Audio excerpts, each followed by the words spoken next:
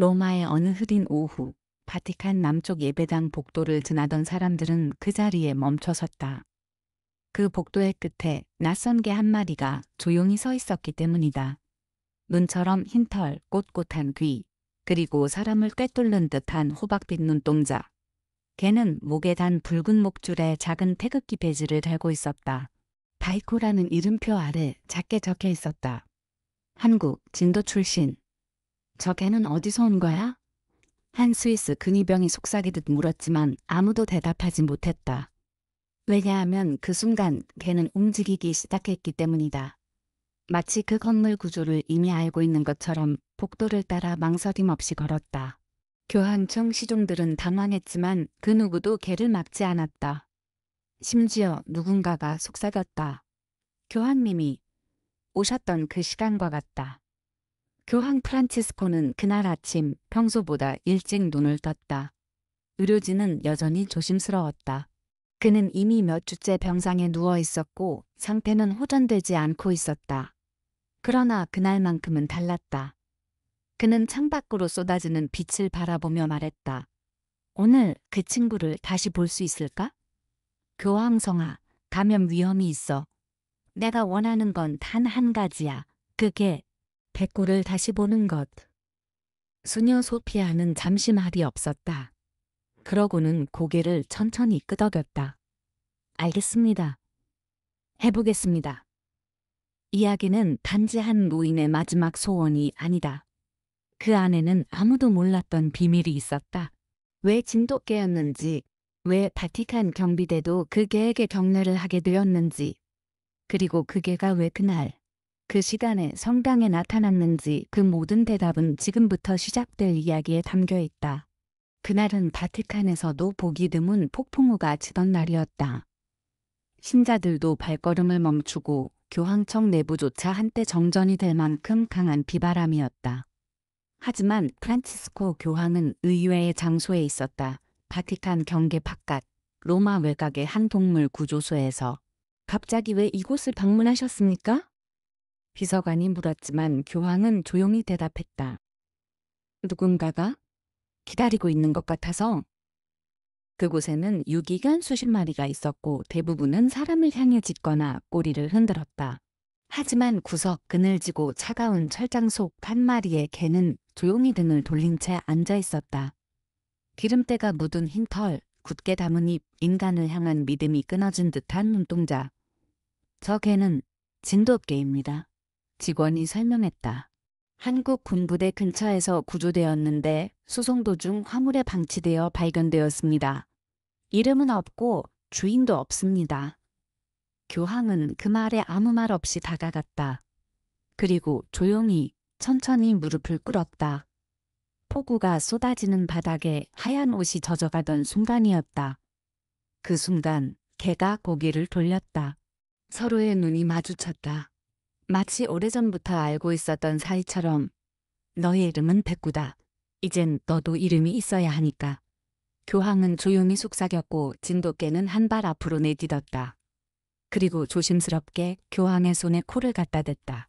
그날 오후 수많은 반대와 절차를 무시하고 백구는 바티칸으로 들어왔다. 유례 없는 일에 신문들도 보도했지만 프란치스코 교황은 단호했다. 아시시의 프란치스코가 동물을 형제처럼 대했다면 나는 이 친구에게 따뜻한 방 한 칸을 줄 자격이 있다. 그때는 아무도 몰랐다. 이 진돗개가 훗날 바티칸 전체를 뒤흔들고 세상에 말하지 못한 한 진실을 밝혀낼 존재가 될 줄은. 백구가 바티칸에 온 첫날 밤 그는 낯선 침실 구석에 조용히 앉아 있었다. 그 누구도 가까이 오지 않았고 그도 먼저 다가가지 않았다.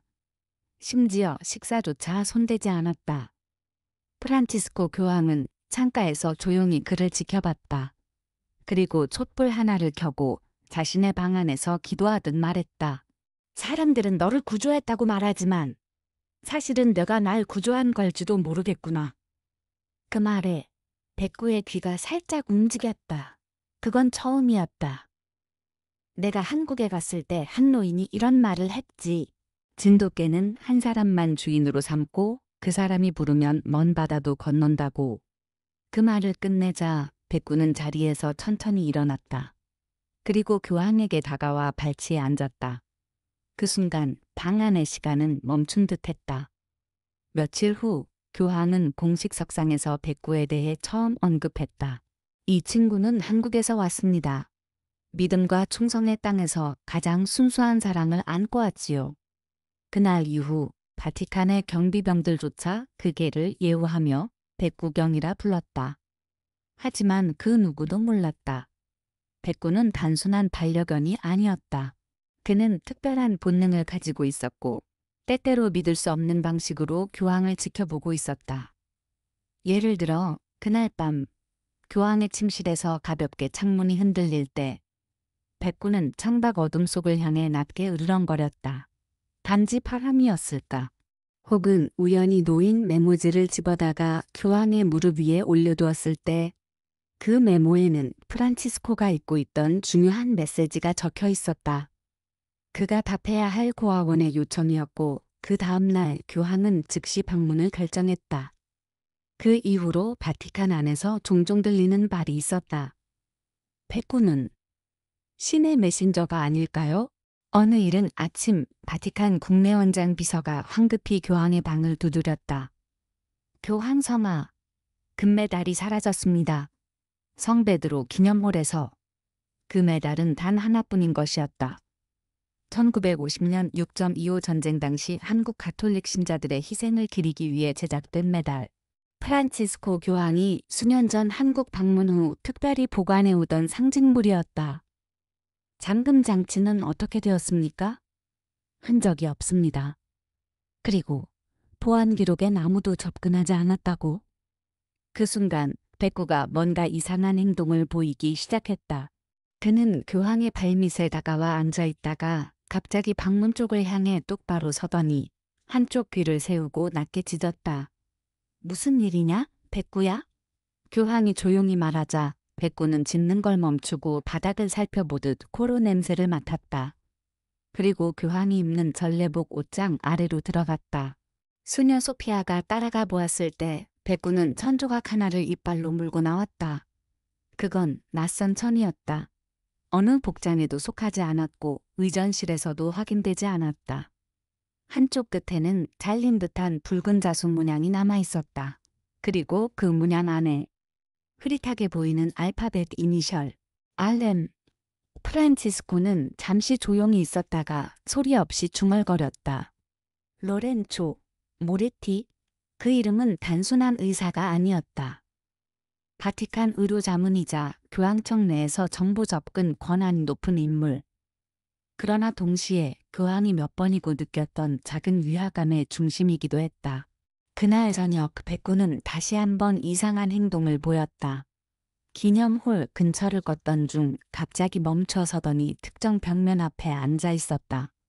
그리고 고개를 갸우뚱하며 조용히 바닥을 긁기 시작했다. 그곳은 예전 무기고로 사용되던 공간 뒤편에 막힌 통로였다. 저 벽 뒤엔 아무것도 없습니다. 경비가 말했지만 교황은 조용히 고개를 저었다. 내일 아침 그 벽을 열어봅시다. 그리고 백구에게 속삭였다. 혹시 너는 이미 알고 있었던 거니? 그날 밤 백구는 교황의 침대 옆에서 잠들지 않았다. 대신 창가에 앉아 긴 시간 바깥을 응시했다. 마치 누군가가 돌아올 것을 기다리는 듯 혹은 이미 다가오고 있는 것을 감지하고 있는 듯.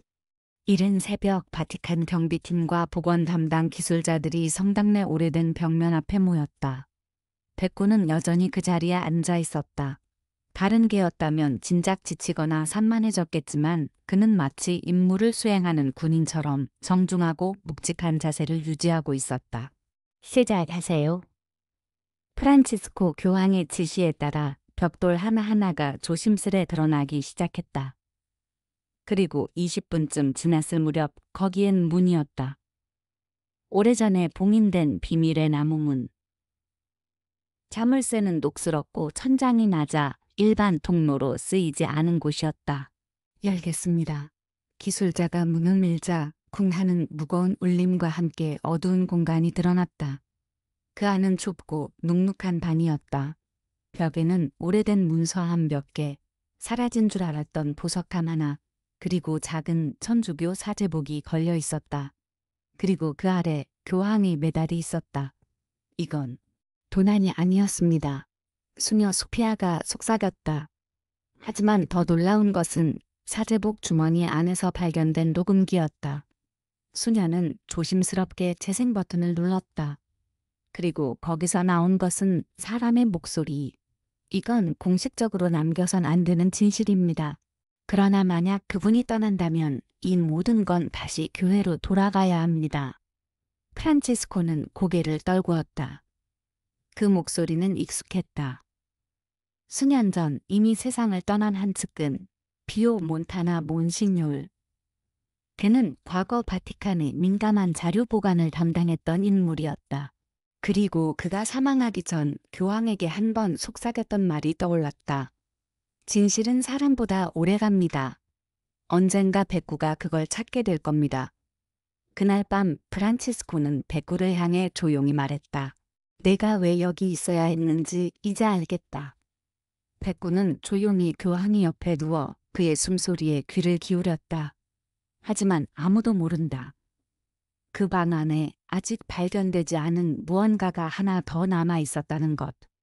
그리고 그게 교황의 운명을 완전히 뒤바꾸게 될 거라는 걸. 그날 밤 교황은 피곤한 얼굴로 침대에 누웠지만 눈은 깊은 생각에 잠긴 채 감기지 않았다.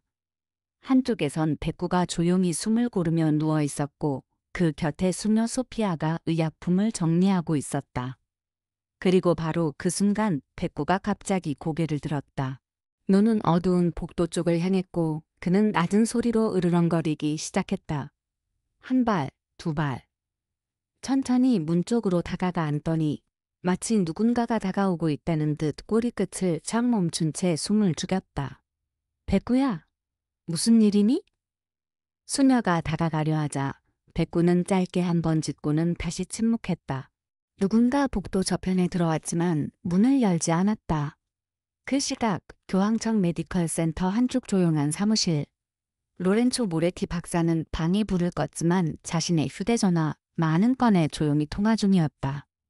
그는 아직 모르고 있습니다. 벽장 안에서 메달만 발견되었을 뿐. 다른 건 찾지 못했어요. 진짜 중요한 건 아직 안전한가? 아직은요? 하지만 괴가 문제입니다. 그게는 뭔가? 이상합니다. 상대방의 목소리는 전혀 들리지 않았다. 모레티 박사는 이마를 짚으며 조용히 한숨을 쉬었다. 교황이 살아있는 동안엔 움직이지 않겠습니다. 하지만 상황이 바뀌면 신호 주십시오. 그가 전화를 끊자 창가에서 한 줄기 그림자가 움직였다. 그리고 누군가가 방 뒤편의 장식장을 슬쩍 여는 모습이 그 안에는 바티칸 공식 문서와 다른 서류 묶음이 보였다. 표지는 낡았지만 명확하게 적혀 있었다. 대한민국 비밀 외교보고서 TDM 887년 5월. 다음 날 교황은 백구가 다시 창가에 앉아 예배당 쪽을 뚫어지게 바라보고 있는 걸 발견했다. 그리고 불쑥 떠오른 기억 하나. 수년 전 한 한국 대사와의 비공식 대화 중 그는 진돗개는 죽기 직전까지 주인을 감지한다고 말했었다. 그 말이 사실이라면 백구는 지금 누군가의 의도를 감지하고 있는 것인지도 몰랐다. 하지만 그보다 더 충격적인 사실은 교황의 몸에 이상 징후가 나타나기 시작했다는 것. 소피아 수녀는 수첩에 몰래 메모했다. 약물 투여량이 일치하지 않는다. 누군가 약을 바꿨다? 그리고 그날 저녁 교황은 속삭였다.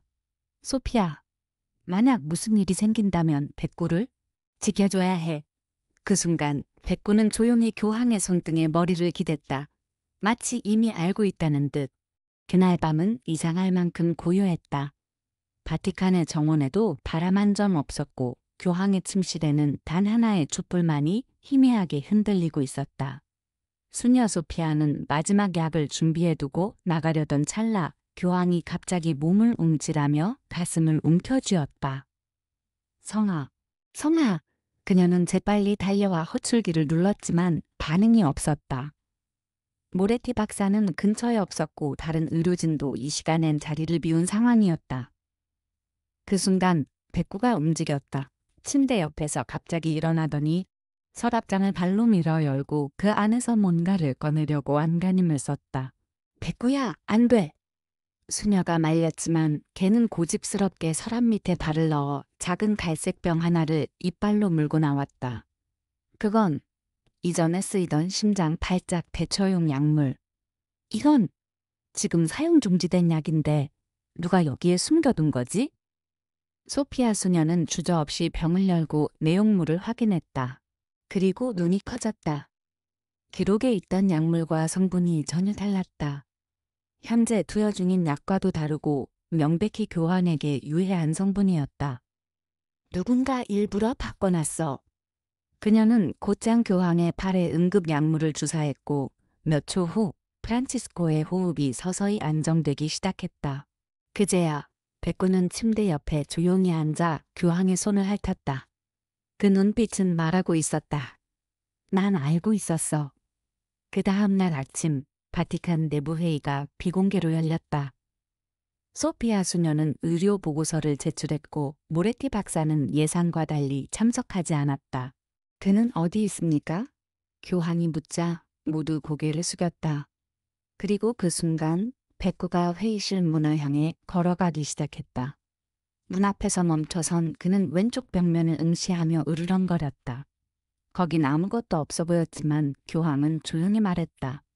그쪽 벽 뒤엔 비밀 기록 보관실이 있다. 바로 그때 회의실 옆 창문이 쿵 소리와 함께 열렸다. 차가운 공기와 함께 누군가의 그림자가 외벽을 타고 사라지는 듯했다. 누구보다 먼저 반응한 건 백구였다. 그는 망설임 없이 문을 밀고 뛰쳐나갔다. 마치 그 누군가를 반드시 쫓아야 한다는 사명처럼. 백구야! 수녀가 외쳤지만 이미 그는 사라진 후였다. 그날 밤 교황은 노트에 이렇게 적었다. 그 개는 단순한 반려견이 아니다. 진실을 기억하고 진실을 좇는 존재이다. 백구가 추격한 인물은 사라졌고 그 다음날 아침 로렌조 모레티 박사는 의료센터에 나타나지 않았다. 그의 집무실도 비워져 있었고 컴퓨터는 포맷 상태였으며 기록 서버는 외부 접속 흔적까지 지워진 상태였다. 하지만 한 가지 이상한 점, 책상 서랍 깊숙한 곳에 고의적으로 남겨진 듯한 편지 한 통이 있었다. 흰 봉투에 라틴어로 쓰여 있었다. Ad Pontificum. 교황께. 수녀 소피아는 망설이다가 조심스럽게 교황에게 전달했다. 프란치스코는 손이 약간 떨리는 상태로 그 봉투를 열었다. 내용은 단 한 장이었다. 그리고 그 안에는 한국어 한 문장이 적혀 있었다. 사랑하는 이를 위해 나는 진실을 묻었습니다. 프란치스코는 눈을 감았다. 그리고 오래전 모레티가 교황청에 처음 들어왔을 당시의 모습을 떠올렸다. 그는 독일계 이탈리아인으로 과거 외교 의료 활동 중 한국전쟁 당시 실종된 신부의 아들이었다. 그리고 백구가 구조된 장소 역시 과거 그의 아버지가 사라졌던 위치와 일치했었다. 진실을 지키려 했던 건가? 교황은 혼잣말하듯 중얼이며 창밖을 바라보았다. 그 창밖엔 며칠째 돌아오지 않은 백구의 빈자리만이 있었다. 그날 저녁 바티칸의 작은 정원 한켠 낮은 울타리 너머 백구가 돌아왔다. 더러워진 팔, 잔 상처, 하지만 눈빛은 분명했다. 그는 뭔가를 물고 있었다. 작은 녹음기. 교황이 녹음기를 재생하자 익숙한 목소리가 흘러나왔다. 프란치스코 성하, 만약 이 녹음이 당신께 전해진다면 나는 실패했을지도 모릅니다. 하지만 당신이 진실을 마주할 준비가 되었다는 뜻이겠지요. 그 목소리는 모레티 박사의 것이었다. 녹음의 끝자락 그는 이렇게 말했다. 그리고 그 개는 진실을 숨기지 않았습니다. 그 친구야말로 진정한 믿음의 수호자입니다. 그 왕은 천천히 고개를 숙였다. 그리고 백구의 머리를 쓰다듬으며 말했다. 내가 나에게 보여준 충성은 어쩌면 나 자신보다 진실에 가까웠는지도 모르겠구나. 하지만 백구는 조용히 일어섰다. 그리고 정원 쪽을 바라보며 한 발짝, 두 발짝 앞으로 나아갔다. 그가 걸어간 그 방향은 감람나무 아래 교황과 함께 걷던 오래된 길. 그날 밤 교황은 처음으로 수녀 소피아에게 이런 말을 남겼다. 혹시 내가 눈을 감는다면 그 친구와 함께 그 나무 아래에 누워 있기를 바란다. 조용히 사람들 없이 진짜 믿음을 지켜낸 자와 함께. 수녀는 아무 말 없이 고개를 끄덕였다. 며칠 후 바티칸의 부드러운 아침 햇살이 퍼질 무렵 프란치스코 교황은 더 이상 눈을 뜨지 않았다. 그의 침실은 조용했고 침대 옆에는 늘 그렇듯 백구가 조용히 앉아 있었다. 수녀 소피아가 들어왔을 때 교황의 얼굴은 고통이 아닌 평화로 가득 찬 미소를 띠고 있었다. 그리고 그의 손은 백구의 목을 살짝 감싸듯 놓여 있었다. 튿날 조용한 장례의식이 치러졌다. 전통적인 예식 대신 그의 유언에 따라 가장 소박하고 단순한 방식으로. 참석자는 극히 제한되었고 프란치스코의 마지막 안식처는 그가 자주 산책하던 감람나무 아래 조그만 흙자리였다. 수녀 소피아가 마지막 흙을 덮을 때 백구는 아무 말 없이 그 곁에 앉아 있었다. 짖지도 움직이지도 않았다. 그저 긴 숨을 들이마시고 그 위에 머리를 조용히 내려놓았다. 그리고 그날 밤 소피아는 백구가 예전처럼 창가에 앉아 바깥 하늘을 오랫동안 응시하는 걸 보았다. 그의 눈에는 무언가를 기다리는 듯한 깊고 고요한 빛이 머물러 있었다. 다음 날 아침 백구는 조용히 감람나무 아래에서 발견되었다. 그는 마치 잠든 듯 프란치스코가 묻힌 자리 옆에서 몸을 웅크린 채 그의 입에 물고 있던 작은 물건 하나, 교황이 항상 목에 걸고 있던 작은 나무 십자가였다. 그 소식은 조용히 퍼져나갔고 전 세계에서 수천 명의 사람들이 바티칸 정원 한켠의 그 나무 아래를 찾았다. 누구는 꽃을 두었고 누구는 강아지 사료를, 어떤 이들은 작은 편지를 남겼다. 그중 하나에는 이렇게 적혀 있었다. 사람은 잊을 수 있습니다. 하지만 진돗개는 끝까지 기억합니다. 한 달 후 프란치스코의 방에 남겨진 그의 노트한 귀퉁이. 이 문장이 적혀 있었다. 진실은 성경 속 문장만이 아니라 어떤 개의 눈빛 속에도 담겨 있을 수 있다. 그는 단지 나의 개가 아니었다. 나의 양심이었고 나의 마지막 고해 성사였다. 그날 이후 바티칸에는 하나의 전설이 남았다. 하얀 진돗개 한 마리가 하늘을 향해 조용히 고개를 들던 날, 세상은 한 인간과 한 개의 우정을 통해 진짜 믿음이 무엇인지 배웠다고. 손 모으고. 합장 여러분께서도 사랑했던 존재와의 기억이 있다면 그 시간들을 꼭 마음속에 간직해 주세요. 땀 한 말 풍선, 그리고 언젠가 그들은 조용히 창밖에서 여러분을 바라보고 있을지도 모릅니다.